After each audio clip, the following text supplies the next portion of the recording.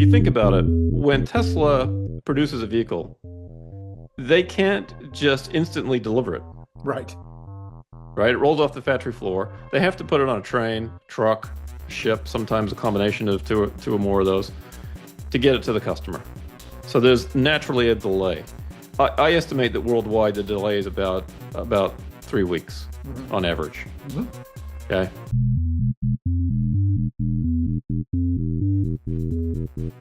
So what we can do here then is look at the global vehicle inventory. And so at the end of the quarter, my estimate is that they had 23 days of vehicles. So the inventory rose. And so a lot of people look at this and say, well, here's evidence that they couldn't sell everything.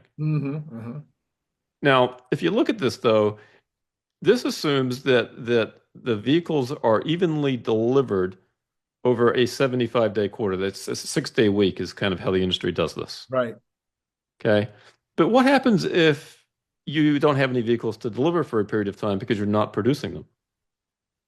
So if we knock this down, let's say to 50 days, we might get 16 days of supply. This number, in my opinion, is still overstated because, again, it doesn't account for the ramp. Tesla was probably producing more vehicles at the end of the quarter than they were at any time during the quarter.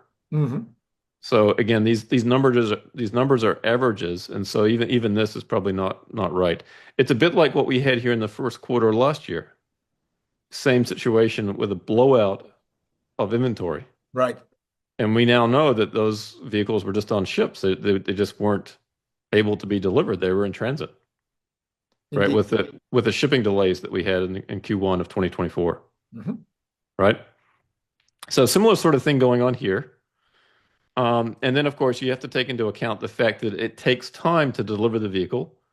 So what I look at is what I call true inventory days, where I take the inventory, subtract out transport time of, let's say, 18 days. And I think that the true inventory for Tesla essentially is still negative. Yeah. At the end of the first quarter. Got it. Yep. Okay. Again, these are approximations. It's probably not always 18 days every single quarter, but just to be consistent, just to apply that, I think gives us a decent picture of where Tesla's inventory is. Sure. Okay. Yeah, I've always liked this chart. Thank you. All right, let's talk about a bright spot for sure in the earnings or the production and delivery report, and that was the energy business. Yeah. Right. And so this is actually a pretty strong first quarter. Now, first quarter last year saw a sequential increase from Q4. So I was sort of hoping for that this time around, although I will take this. This is a very strong number relative to the Q4 number that we got. The 10.4 gigawatt hours in one quarter is fantastic. Yeah. That would be roughly the capacity of Lathrop. Yeah. Right. Yeah. Now we also need to factor in the fact that they have about 10 gigawatt hours of capacity of Powerwalls, something in that range. That's right. Right. So that's good. So a max capacity counting both will be around 13, which is why I keep expecting a 14 or a 15 sometime to balance out the ones that were less than 13. Yeah. Yeah. No, we will get there. There's definitely some serious lags in this business. Interesting to note, though, that cumulative deployments now of storage products, Powerwall and Megapack, are now about 73 gigawatt hours. Okay. Now, the current capacity, we'll get there in a second. Just keep that in the back of your mind, the 73 gigawatt hours cumulative deployments. Here is the storage deployed over rolling 12 months. And so we're now at about 37 gigawatt hours in the last 12 months. So about half of the total storage ever deployed was done in the last 12 months. So that's pretty nice. And again, the capacity would be around 52. Capacity now, if you factor in Shanghai, is around 90. Okay, adding 90, you would have, about 90, right? Yeah. 90, 92, yeah, okay. And then, of course, we've got the other Megapack factory being put together in Houston, near Houston, that'll add to that. Right. but that's not online yet, so it's not really official capacity. But so yeah, so there's plenty of room here within their capacity to grow up to this, right? Right. 90 gigawatt hours. And so again, the cumulative lifetime deployments of storage products is 73, so it's down here. And we now have an annual capacity of about 90.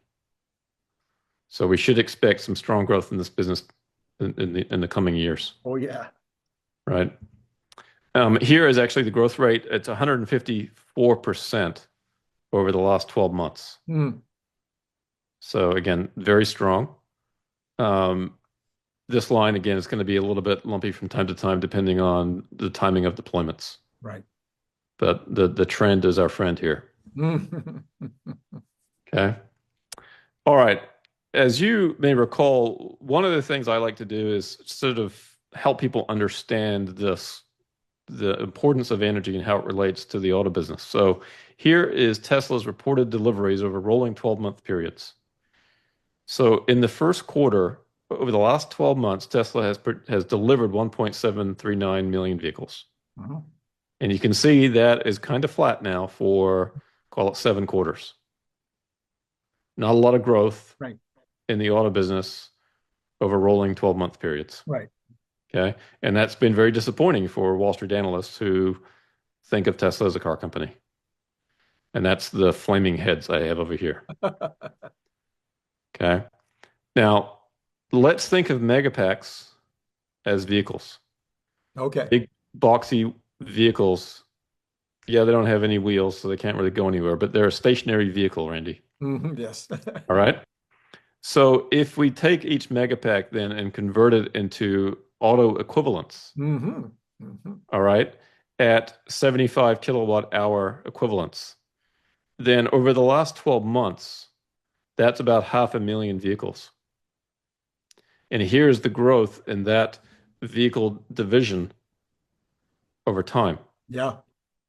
Right. And so 500,000 is a pretty significant number relative to 1.7. And so what I've done here now is put the two together. Right. So I've got reported deliveries of autos plus the energy EV equivalents, assuming 75 kilowatt hour average pack size for the average vehicle that Tesla sells.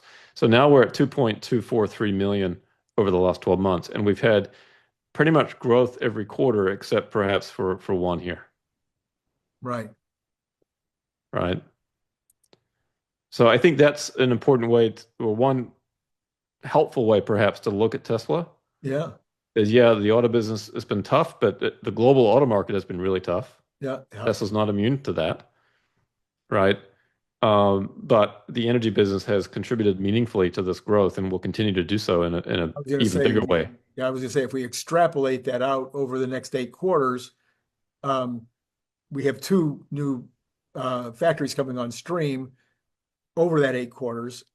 One is already on stream, and then the second one probably toward the end of this year, early next year. So we would see that continued ramp on the energy. I'm also thinking that at some point they might pretty dramatically increase the Powerwall side as well. I would expect so over time. Right. Absolutely.